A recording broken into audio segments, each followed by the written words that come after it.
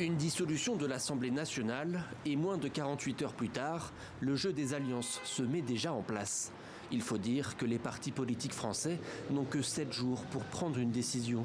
La limite pour le dépôt des candidatures aux législatives est fixée au 16 juin, 18 h. D'ici là, tous doivent avoir choisi leur candidat et avec qui ils porteront leur liste. C'est la gauche qui est la première à se mettre d'accord. Les principaux partis d'opposition ont voté hier soir la création du Front populaire, une référence directe à l'alliance du même nom portée par Léon Blum au milieu des années 30. Nous sommes un pays qui se lève aujourd'hui pour dire non à l'extrême droite et pour dire oui à la démocratie, oui à la gauche. Merci à vous, merci de votre mobilisation, on continue. Une gauche réunie, pas entièrement. Raphaël Glucksmann et son mouvement Place Publique rejettent l'alliance. De l'autre côté de l'échiquier politique, à droite, le parti des Républicains est plus dispersé que jamais.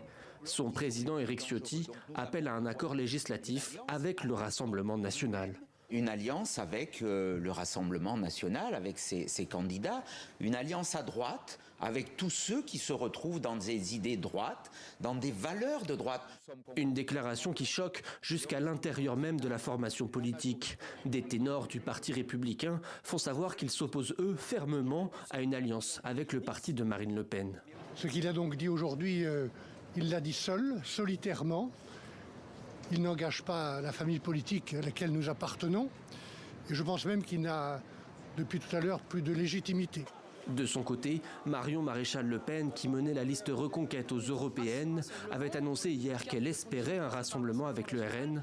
Mais finalement, d'alliance il n'y aura pas.